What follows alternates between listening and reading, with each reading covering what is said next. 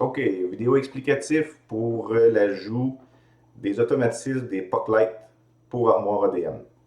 Donc, tout simplement, si on se part avec un module standard, un haut de POC, on peut les changer au niveau de la job ou au niveau du meuble.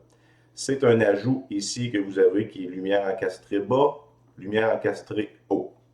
Pour mieux visualiser, on va rentrer dans notre meuble ici et on retrouve encore notre attribut. Donc ici, lumière encastrée bas, par exemple, il est à faux par défaut. Il n'y en a pas. Si on veut en rajouter, on clique dessus, on le met à vrai. Par défaut, il y a un perçage qui va se faire.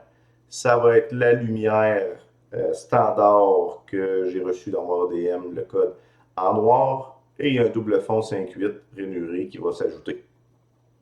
Si vous ne voulez pas de perçage, qui peut être rare, vous pouvez tout simplement mettre le perçage à non.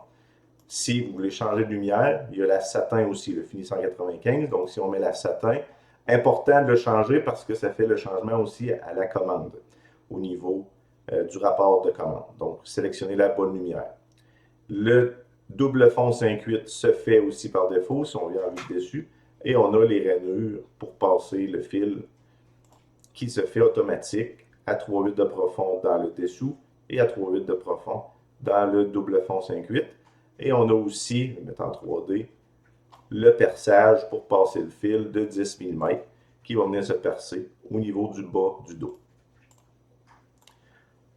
Si vous voulez avoir un autre type de lumière, le client vous spécifie une lumière hors standard, j'ai mis l'option C, autre, et vous pouvez venir définir le diamètre de perçage. De base, celles de ADM sont à 2,516, mais par exemple, si vous avez une lumière à 3 pouces, diamètre 3 pouces, les rainures s'ajustent, le perçage s'ajuste. Par contre, on perd le visuel de la lumière ici.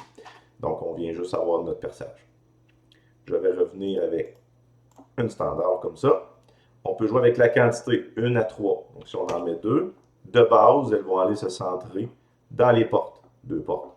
Et si on en met 3, il y en a une troisième qui vient s'ajouter au centre.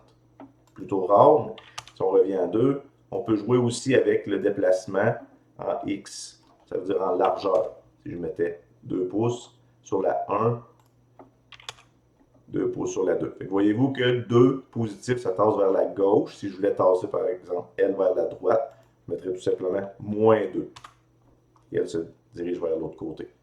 Si on veut déplacer en Z, par exemple, vers l'avant, je mettrais moins 1 dans le cas ici. Et là, les deux lumières vont suivre ensemble. Ce n'est pas séparé au niveau de la profondeur.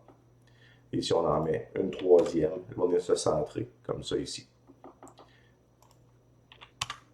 On reste à 2, même si on revient à 1, comme cela.